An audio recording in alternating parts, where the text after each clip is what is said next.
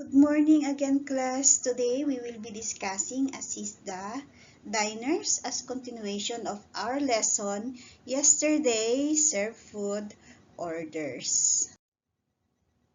Following skills and knowledge shall be the focus of this module. Pagkatapos ng lesson na ito, kailangan alam nyo na ang mga sumusunod.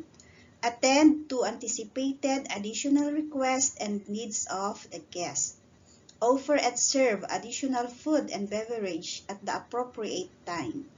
Provide necessary condiments and appropriate tableware based on the food order. Recognize and follow up delays or deficiencies in service promptly based on enterprise policy. Conduct 3-minute check for guest satisfaction. Treat children and guests with special needs with extra attention and care. Okay. Assisting guests with special needs. Ano sila? Sino yung mga guests with special needs? Server should treat guests with special needs as they would any other customer. So, parehos lang yung trato natin sa mga guests with special needs. Kung special yung mga customers, no, walang special needs, ganun din yung mga with special needs. Addressing disabled guests directly without assuming that they want or need help. No, huwag nating ipahalata naman na naaawa or ganon. Keep the following guidelines in mind when serving guests with special needs. So, ito yung mga tandaan natin. Remember, it is primarily through hearing and touch that blind people maintain awareness of what is happening around them. No, pag nawawala daw yung isang sense natin, tumatalas naman yung iba. So, yung mga bulag, tumatalas yung kanilang pandinig at sense of touch. Okay? Kaya, kailangan doon sila sa magiging aware kung ano ang nangyayari sa paligid nila. Seat guests with sight impairment in a relatively quiet place within the restaurant so that they can find it easier to concentrate on conversation with their companions. So, doon daw sila sa tahimik na part ng restaurant, yung mga may kapansanan sa paningin. Okay? Never overfill glasses, cups, or soup bowls. Oo naman, wag nating punuin yung mga paglagyan ng mga liquid na pagkain. Okay? Communication may be difficult when a guest is hearing impaired. In these cases, stand in such a position that the customer is able to see your face clearly and speak directly to the customer. Sila naman yung mga may problema sa pandinig.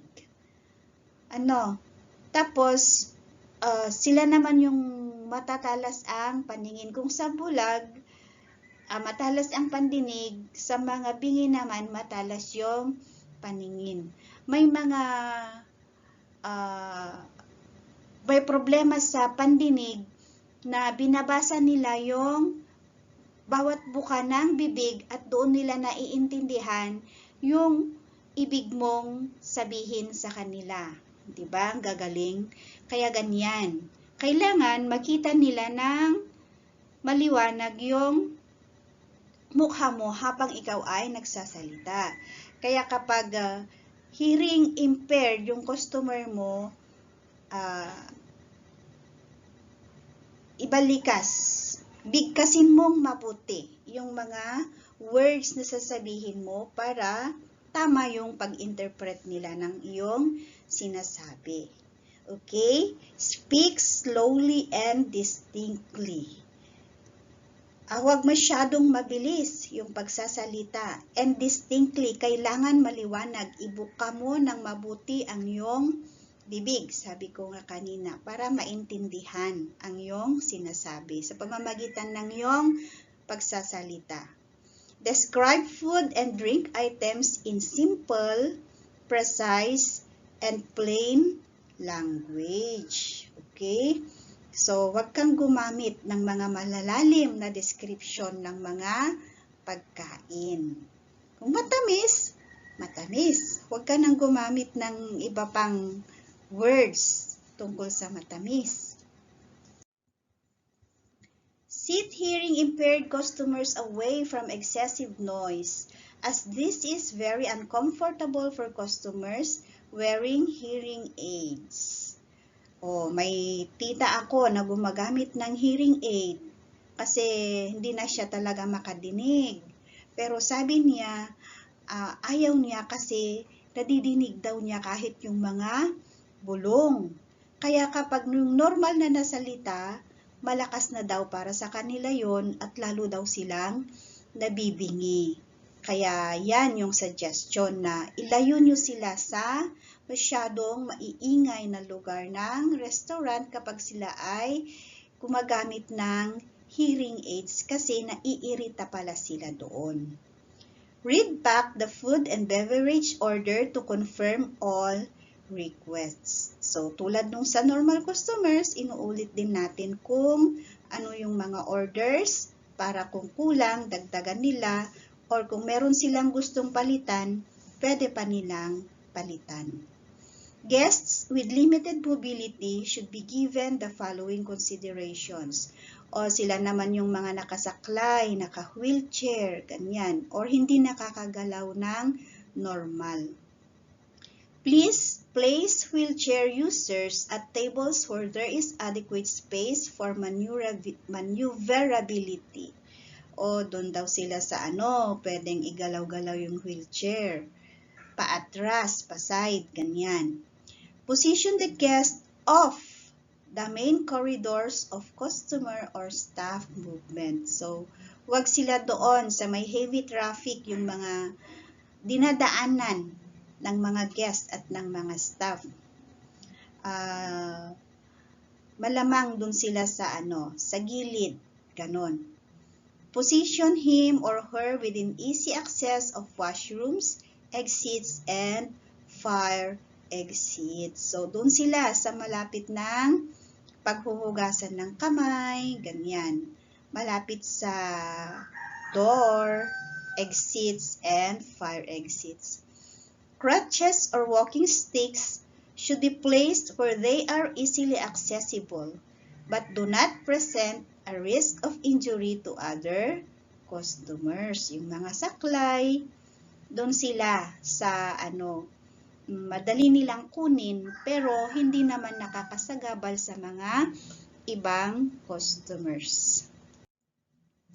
Children also require special consideration in order to ensure their comfort and safety. The following guidelines apply to children up to age 8. Diba? Pasaway kasi ang mga bata hanggang age 8 or kahit na more than age 8. So, yon yung mga bata, bigyan din ng special consideration para comfortable sila. Kasi kung hindi, magtatantram yan. Mag-iiyak, ganyan, o kaya magpapasaway. Okay? So, paano? Ask whether a booster seat or high chair is needed. Kaya pagdating pa lang ng mga guest, nakita mong may bata, tanungin mo na kung do you need high chair, ma'am, sir? Ganon. Ensure that the seats are clean and that the trays on high chairs are clean and sanitized. Diba? Nakaka-turn off naman kung bigyan mo nga ng high chair and dumi-dumi naman. Kaya siguraduhin mong malinis. Na kahit may matapon doon na pagkain at pinulot ng bata, safe pa rin kainin kasi nga malinis. Remove any sharp objects from the table. Yan, kasi ang mga bata kung saan-saan nila itinutusok yung mga napupulot tulad sa ilong o kaya sa tenga at sa bunganga. Kung matalas yan, ay nako, delikado na. Remove glassware from the covers of small children. Lidded plastic containers for children's beverages are generally appreciated by parents. So, yung mga hindi babasagin na may takip at hindi madaling matanggal yung takip ay na-appreciate daw ng mga parents. Kasi yun naman talaga yung mga pambata.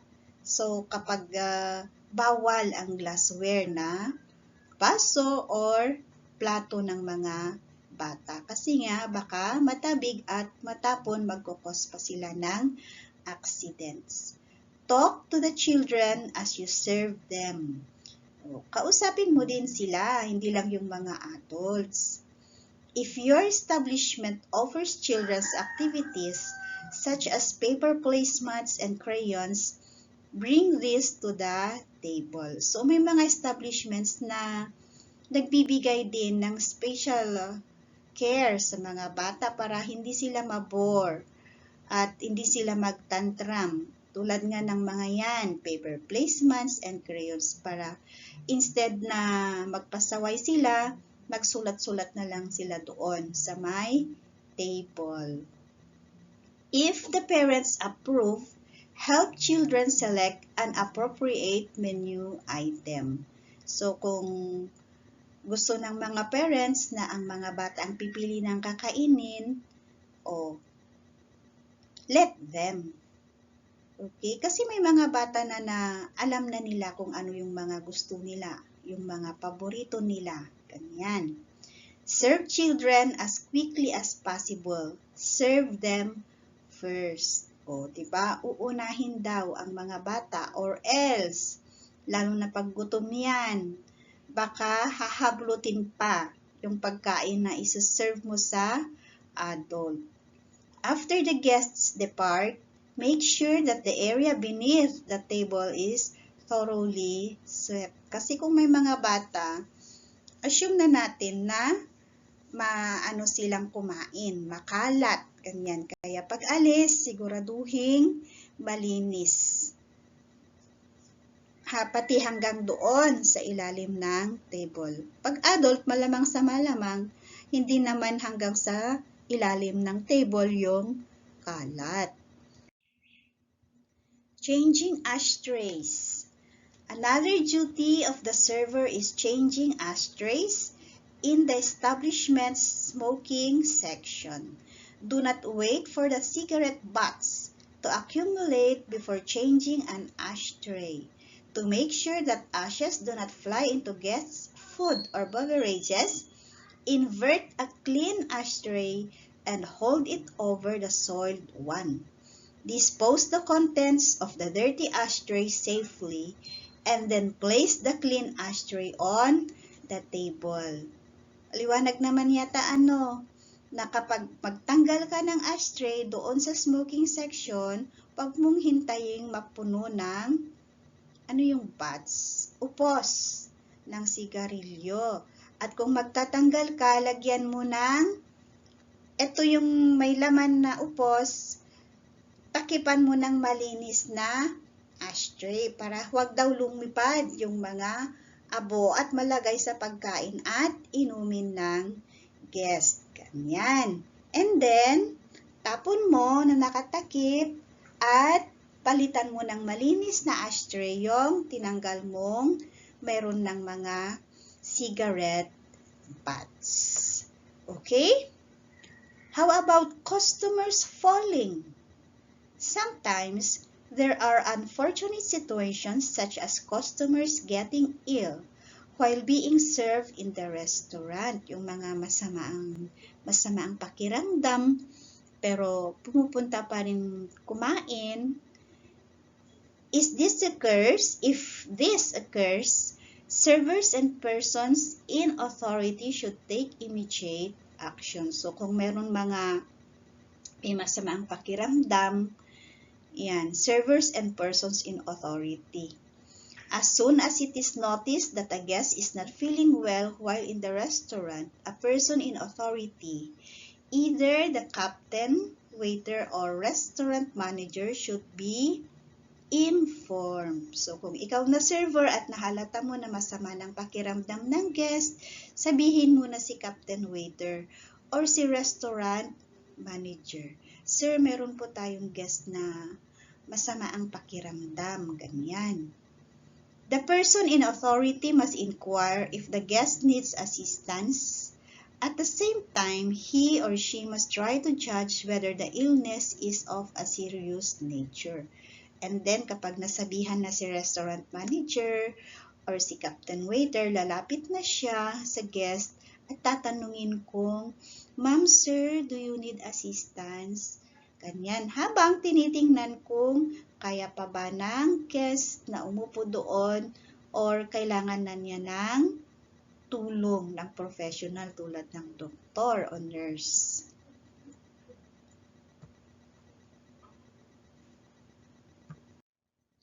If the illness appears to be of a serious nature, immediately call emergency services for an ambulance with a doctor for primary inspection before taking the guest to the hospital. Diba? Baka hypertension na pala yan, inaatake na siya. So, tawag ka agad ng emergency para magdala sila ng ambulansya na may doktor. Para sa first aid. Mahirap na, baka sa restaurant pa sila ma-atake or what. If the illness is not serious and after a short period of time, the guest recovers and continues with the meal, a fresh cover should be laid and the meal should be returned from the hot plate. Diba? Pag okay na, napuyat lang, tapos okay na siya, naka-recover na, then, yan. Anong sabi niyan? Guest recovers, continues with the meal, a fresh cover should be laid. So, bigyan mo ulit ng mga plato. Covers, plato, yung mga gagamiting kubierto sa pagkain.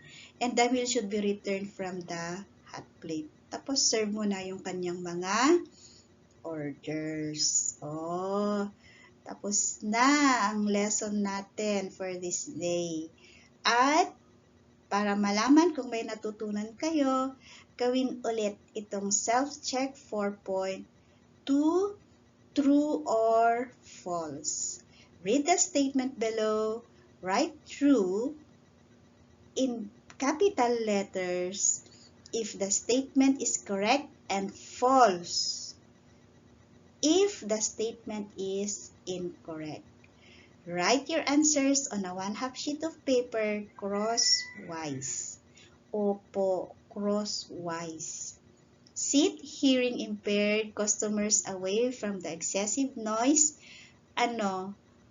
Since 5 lang naman siya, kopyahin nyo na lang yung statement, tapos yung sagot doon sa dulo ng statement.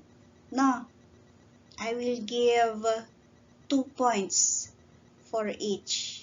1 point sa statement, 1 point sa tamang sagot. Bahala kayo. Baka kaisurat kayo tumalaang ti true, false, or worse, T, F tumanan ti isurat yun. Please follow instructions. So, that's it for today, class. Diba? Mas maigsi ngayon, mas mahaba kahapon. Kayang-kaya nyo yan. And see you, hopefully, on Monday na kasi I think paalis na ang bagyo, praying na wala nang darating. O kung meron man, sana mahina lang at hindi siya nagkukos ng too much damage sa atin. Let us also pray for those who are affected by this Typhoon Christine. I think Batangas is one na sana makarecover sila ng mabilis sa ganitong sama ng panahon. Okay, that's it, class, and ingat. God bless and goodbye. See you again.